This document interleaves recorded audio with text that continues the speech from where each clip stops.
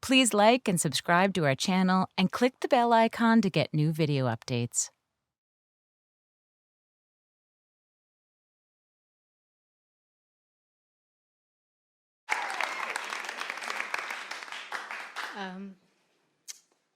The year is 1990, and my twin brother and I are 6 years old. We've repurposed our dining room table into a bomb shelter. Now, the reason for this was real. Iraq had actually just invaded Kuwait, and so we were living there. And my parents told us that if ever we heard rockets sort of come too close to our house, that we should run to the dining room table and get under the wood so that we'd be protected from falling rubble. So we did this a couple of times, like drills, my twin brother and I, for fun, but we weren't really taking this too seriously because literally nothing had ever happened in Kuwait, like except for the discovery of oil. My life proceeded like clockwork there. Pick up from school at 3 o'clock. Then we go home and have lunch, which always started with clear vegetable soup, and then dishes, and then communal family nap time. And it was like my life was so regular that we didn't need an alarm clock to know when it was time to wake up. So the idea that there would suddenly be like rockets falling on our dining room table, I was like, all right. But it was actually a moment when a lot of families were having to ask, what now, right? There's a lot of foreign labor in Kuwait because of the oil money. My family is Egyptian. I'd been born in Kuwait, but that didn't give us citizenship rights there. So our stay there was contingent on someone in my family having a work visa, right? So my parents were discussing this, what do we do? What do we do? And they decided between themselves that my mother would take my twin brother and I back to Egypt, where we were from, and where we spent every summer. And my father would stay in Kuwait during the war to anchor us there. Now, my parents were really strong believers in the resilience of children, which made them really bad communicators. So, they didn't really discuss what the plan was with us, but we, packed our stuff up, and with a cooler of food in the backseat of the car, we drove to the border. And then, if you can imagine the scene, in 1990, there's 500,000 Kuwaiti nationals living in Kuwait. There's 1.5 million foreign nationals living there. We outnumber them 3-1. So if you can imagine, at the border between Kuwait and Iraq, there's this enormous line of cars just lined up, of families going back either temporarily or permanently to where they were actually from. And so we drive up, there's a border agent, and you have to take everything out of your car, and they inspect everything, and they have a little mirror at the end of a stick, and they look at the underneath of the car to make sure you don't have anything that you're... And so we do all of this, they look at our documents, and we load the car back up. And then my dad just doesn't get into the driver's seat, and he says, be good, take care of your mother, I'll see you. and he hugs us, and then my mother gets behind the steering wheel, and we're supposed to drive this way, and my father is literally the only person going back into Kuwait, because to review, there's a war on. And there's no public transport going down that way. I'm just looking behind at the rear view mirror and watching him get shorter in the desert and being how is he gonna get home? And I know how distressing this sounds, but actually I was young, and also the idea of saying goodbye to people abruptly was just an everyday part of my life as a daughter of people who had migrated for labor, right? And there was someone who was always in between school years just leaving, right? Because their family had repatriated. Or the first goodbye that I said to a close family member, I don't even remember. I was 2 years old when my sister, who had been my primary caregiver up until that point, had to go back to Egypt to start college. Right, so this idea that I would just suddenly have to say goodbye to my dad and then like see you when I see you was just a part of my life. It was every day. And there was something exciting about going home to Egypt. Like, it was the place we spent every summer. It was really exciting. There's great beaches there. Our cousins were there. Horseback riding lessons were there. Like, it was a great place to spend a summer. And it was also this place that we were eventually always going to come back to when we were gonna like end up at home finally. Whenever that happened. So I was excited a bit to be going back home.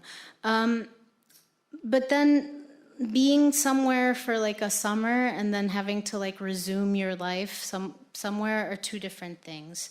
And I found that I didn't like Egypt when I had to just be living there. Like, I didn't have any of my stuff, and it was like it was just a harsh and unfamiliar place. Like, I really hated the school that I went to. Everything was just unfamiliar. I didn't like my teachers, so it was really hard for me. And I began every single morning just wailing.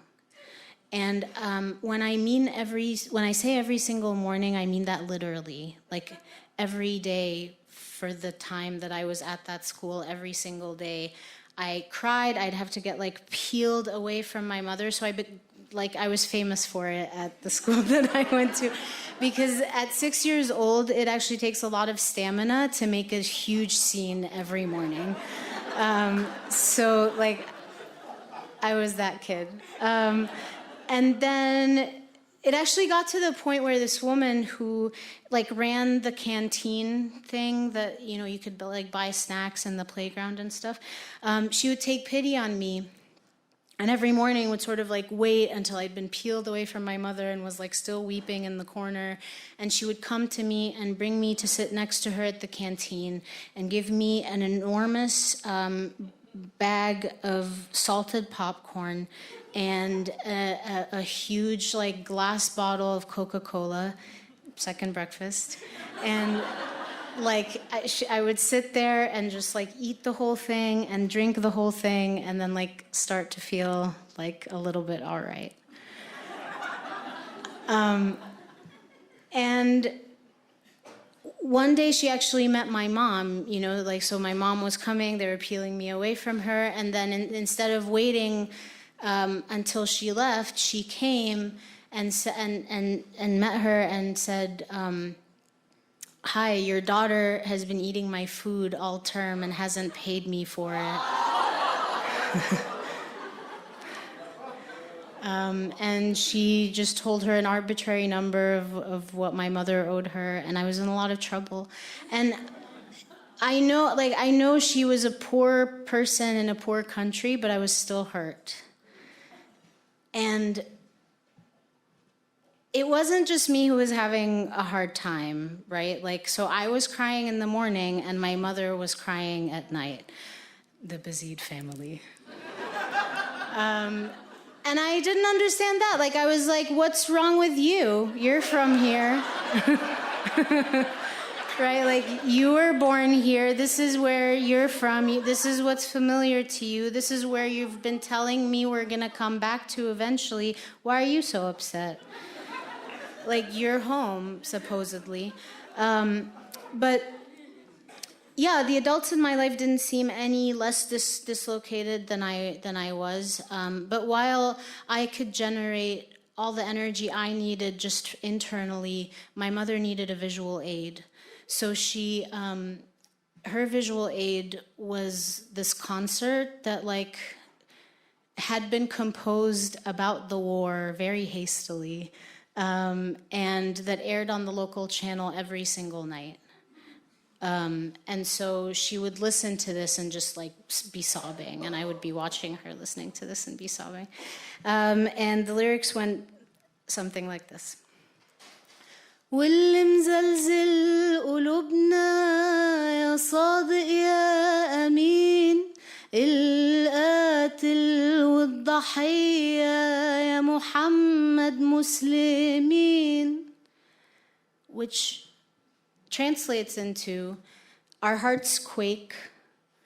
It's directed at the Prophet. Our hearts quake because in this war, both the victim and the aggressor are Muslim, right? So we're fighting our own people.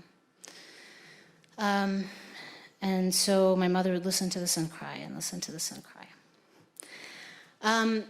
Thankfully, you know, the occupation didn't actually last very long, so our time in Egypt finally came to an end.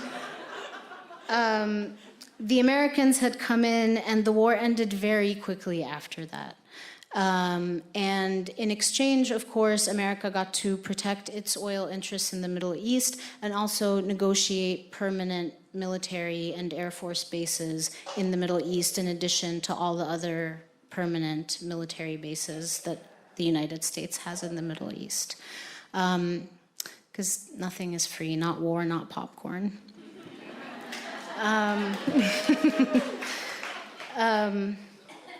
So the war was over, and I was coming home, like we were gonna go to like home, Kuwait home, and I was so excited, and I was so excited to be seeing my dad. And we flew back rather than drove back, and I remember he met us in the arrivals hall. All of us were so excited to see him, and my twin brother and I ran towards him, and my mother still got there first. And she kissed him on the cheek. It's the only time I've ever seen them do that in public in my whole life. And so we we grab our luggage, and then we go outside to the car. And I notice as my dad's loading the car up that there's actually a bullet hole in the trunk of our red Chevrolet Impala in the trunk. And if the war had been in black and white for me up until that point, seeing that bullet hole was like suddenly everything was just Technicolor. And I just kept looking at the trunk of our car and looking at where the steering wheel was, and then the trunk and the steering wheel, and being like, actually, that's not a very big distance. But we got in the car, and in the weeks after the end of the Iraqi occupation, everything on the radio was just like celebratory music composed for the end of this occupation. And so I remember that on the radio, there were all these Kuwaiti children singing, "Welcome, welcome, Bush. Thank you, Bush." And we drove home, and I could see there was a clear effort that had been made in the apartment to welcome us home. Like my dad had dusted, he'd made us our favorite meal that he makes. But there was something that still just felt so still about the inside of our home, and something that was just so different about it and unfamiliar. But it was still, it was good to be back together as a family.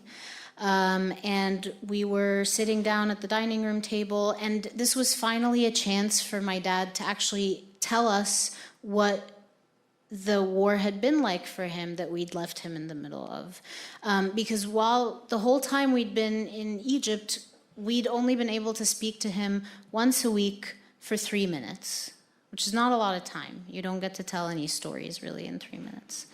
So here we were, we were finally going to hear about it, right? And so he's telling us about one day when the rockets had actually gotten too close to our house. And he had been in the shower, he panicked, and with soap suds covering his body, he grabbed a towel and wrapped it around his waist, and then ran into the desert barefoot to get away from the lights. And I just remember feeling so ashamed at that moment that these were the stories that my dad had from the war, right? This bullet hole that he never talked to us about. And then this image of my father running naked in the darkness, scared for his life. And of course I realized, well, yeah, like he had to leave because dining room tables like don't protect you from rockets, actually. Anyway, the war didn't really affect my family that much. You know, we mostly, it left us unscathed for the most part. But it was, for me, a moment of realizing that I'd been lied to about a lot of things in my life. It was a lie that American imperialism has ever or will ever save anyone. It was a lie that Egypt or Kuwait could be home for me when I needed a visa to stay in one place and when I'd never actually lived in the other. And I don't know, the wood of that dining room table wouldn't have protected me. Thank you.